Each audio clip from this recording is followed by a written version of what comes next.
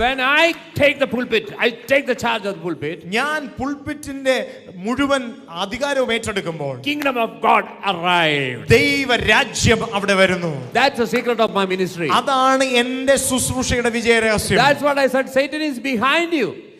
ഞാൻ നിന്റെ പുറകെ വരാം. To steal the knowledge. പിശാച് വരുന്നത് നിന്റെ അറിവിനെ മോഷ്ടിക്കുവാൻ. The revelation knowledge. വെളിപ്പാടിനാലുള്ള അറിവിനെ മോഷ്ടിക്കുവാൻ. Because once you get that knowledge, നിനക്ക് ഒരു അറിവ് ലഭിക്കുമ്പോൾ, see, I'll give you the easy scripture. ഞാൻ ഒരു എളുപ്പമുള്ള വചനം പറയാം. Matthew chapter 13 verses 10. മത്തായി 13ന്റെ 10ാമത്തെ വാക്യം. See, without any scripture I am preaching, in the sense God is talking to you directly.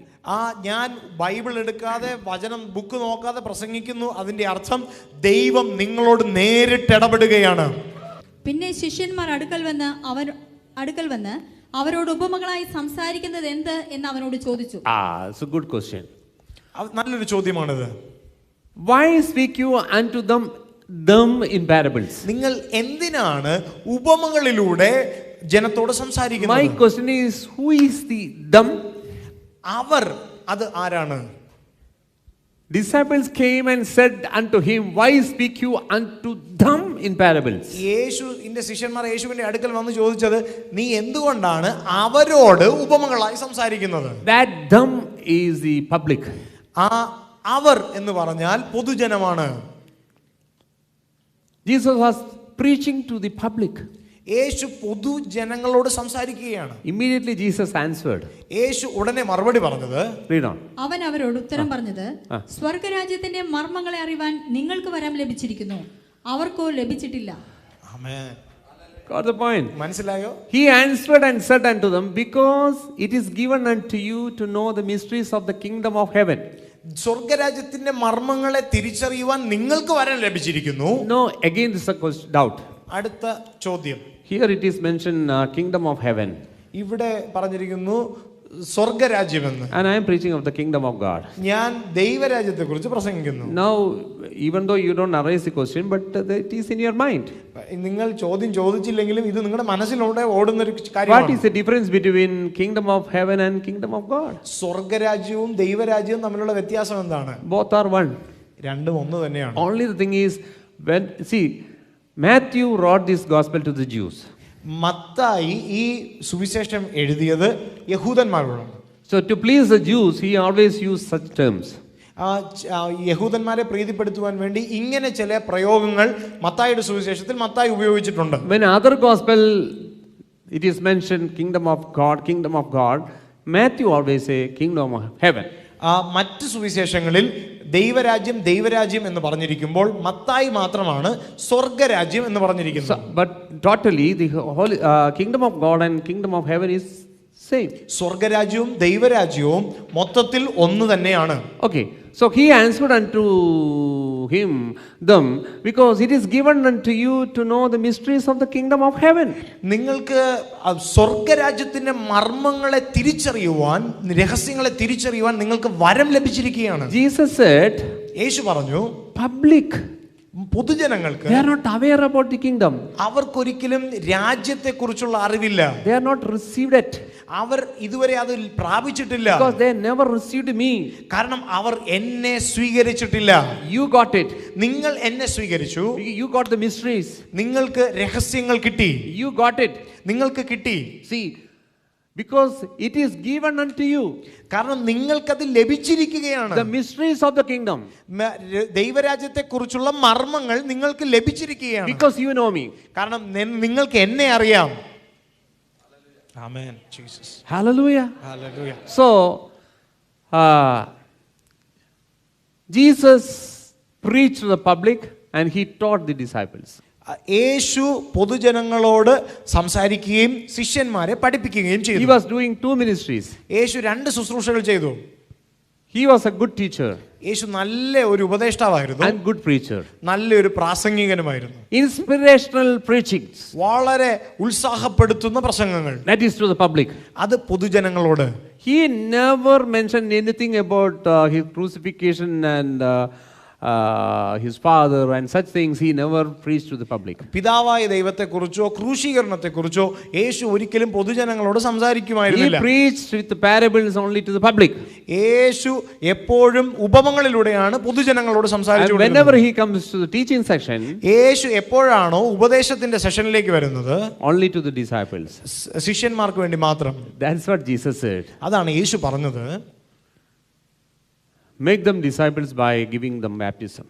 നിങ്ങൾ സ്നാനത്തിലൂടെ അവരെ ശിഷ്യരാക്കിക്കൊള്ളുവിൻ. And teach them what I taught. ഞാൻ എന്ത് നിങ്ങൾക്ക് പഠിപ്പിച്ചോ അത് അവരെ പഠിപ്പിക്കുവിൻ. So my question is, എന്റെ ചോദ്യം ഇതാണ്.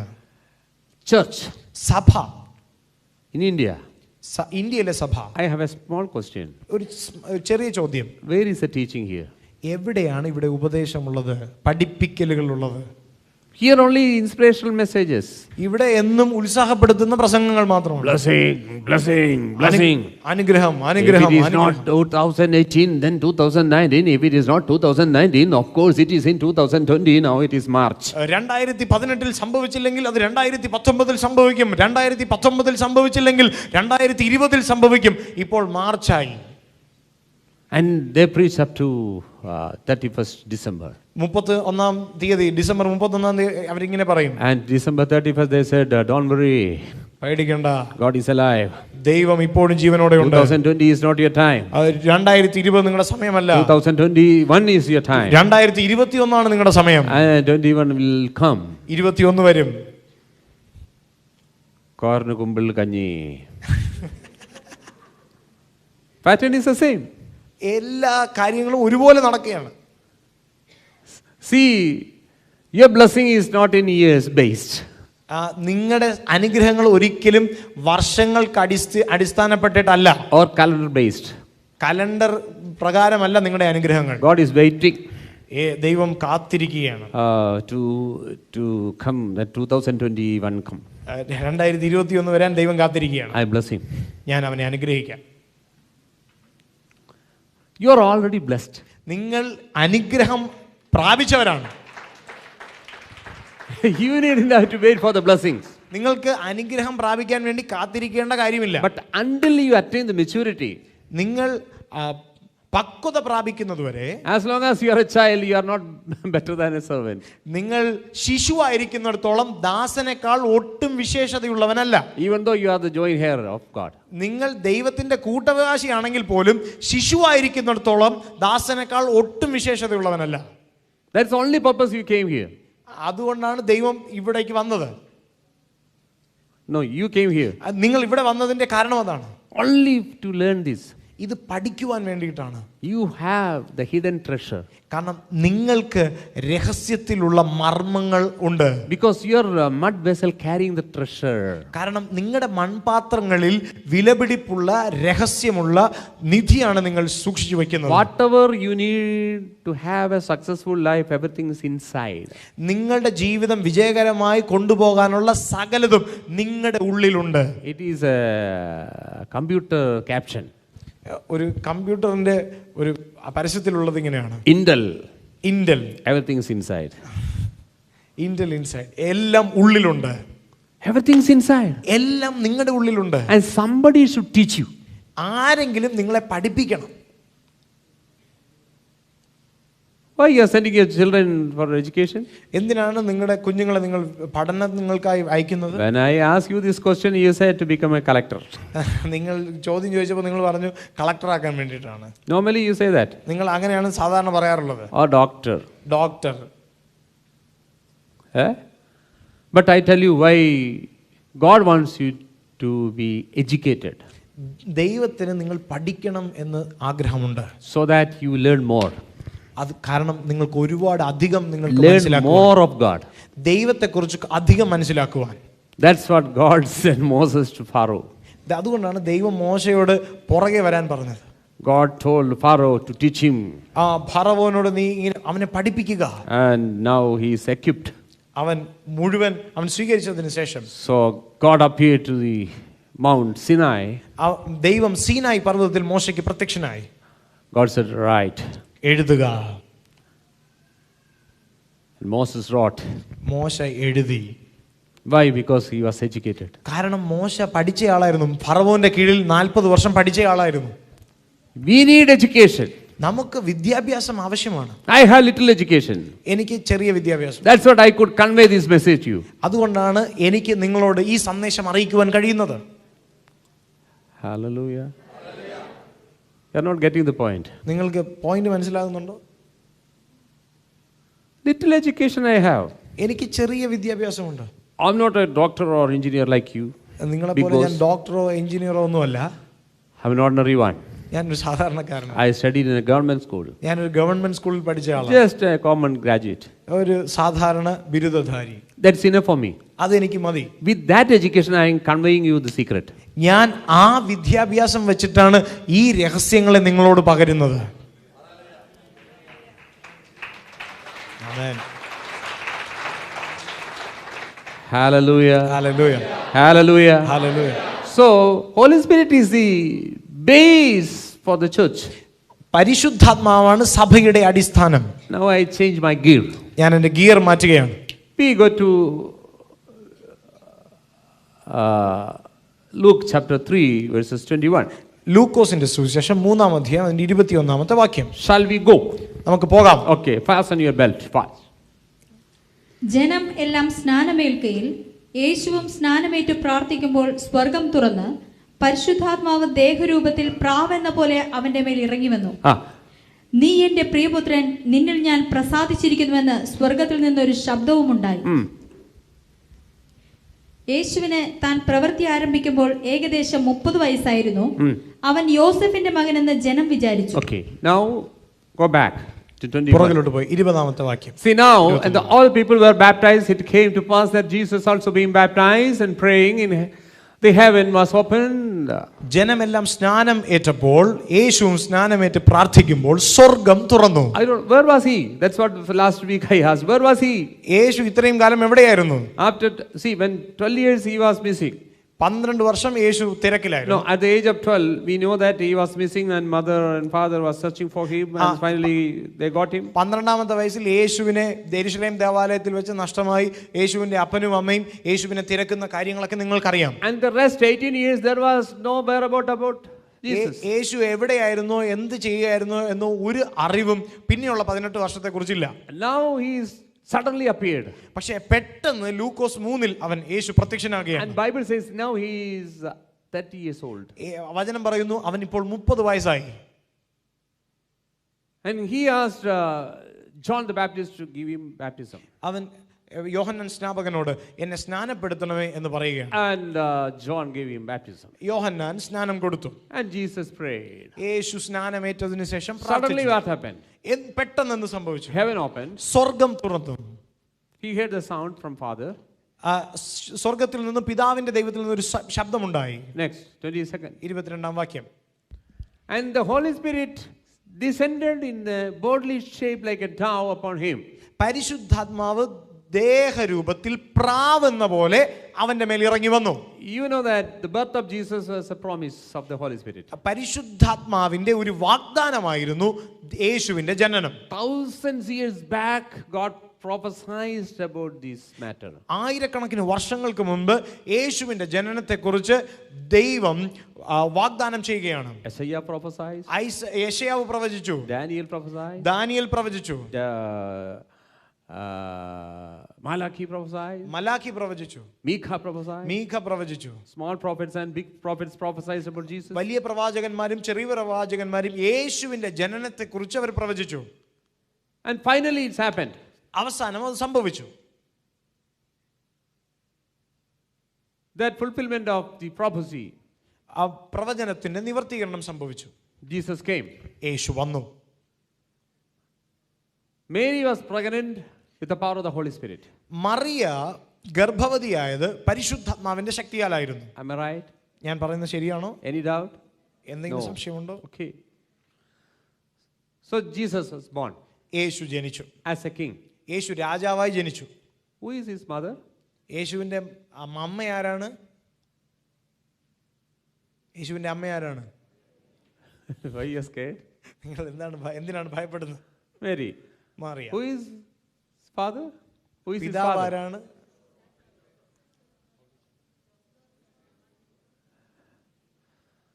Here is the problem. ഇവിടെയാണ് പ്രശ്നം. Some say Joseph, some say Holy Spirit. ചില ആളുകൾ പറയുന്നു യോസഫാണ്, ചില ആളുകൾ പറയുന്നു പരിശുദ്ധാത്മാവാണ്. So who is his father? ആരാണ് പിതാവ്?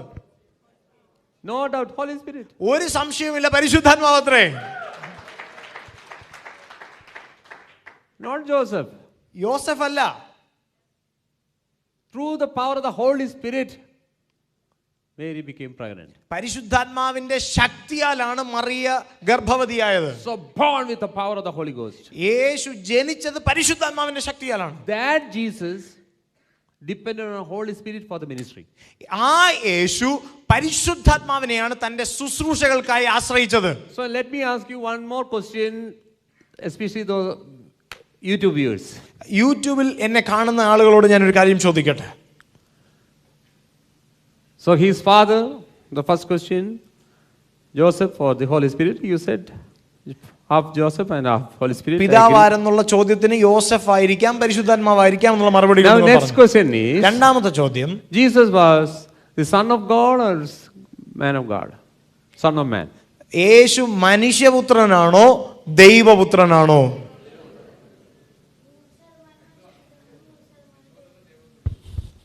Come here. Proud of you. Say loudly. 100% മനുഷ്യപുത്രനും 100% ദൈവപുത്രനായിരുന്നു. ആമേൻ.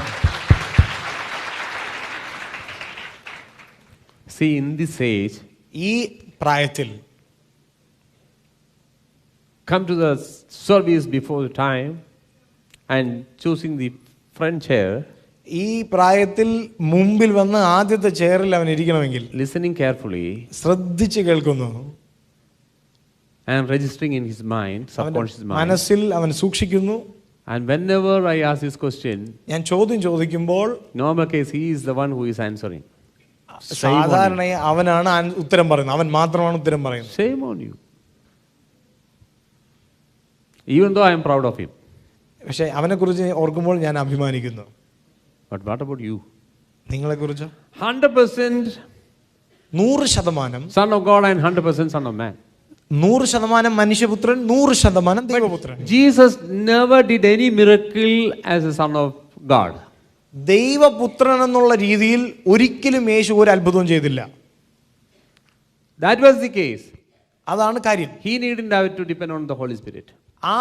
അങ്ങനെയാണെങ്കിൽ അവന് പരിശുദ്ധാത്മാവിനെ ആശ്രയിക്കേണ്ട കാര്യമില്ലായിരുന്നു. Jesus totally depended on the Holy Spirit for the ministry.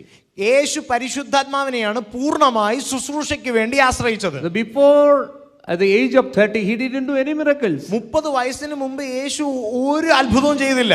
The first miracle happened in the house of wedding house. കാനാവിലെ കല്യാണ വീട്ടിലാണ് ആദ്യത്തെ അത്ഭുതം നടന്നത്. At the age of 30. 30ാമത്തെ വയസ്സിൽ. That also after the Holy Spirit. അത് പരിശുദ്ധാത്മാവിനെ പ്രാപിച്ചതിന് ശേഷം. So when Jesus was totally dependent on the Holy Spirit, how much more we need to depend on the Holy Spirit? യേശു പരിശുദ്ധാത്മാവിനെയാണ് ശുശ്രൂഷകൾക്ക് ആശ്രയിച്ചതെങ്കിൽ എത്രയധികം നാം പരിശുദ്ധാത്മാവിനെ ആശ്രയിക്കണം. I'll give you a supporting verse for that. എനിക്ക് അതിന് എന്നെ സഹായിക്കുന്ന ഒരു വാക്യമുണ്ട്. I don't have any notes. എൻ്റെ കയ്യിൽ നോട്ട്സ് ഒന്നുമില്ല. But I'll give you a scripture. John chapter 20 verses 21.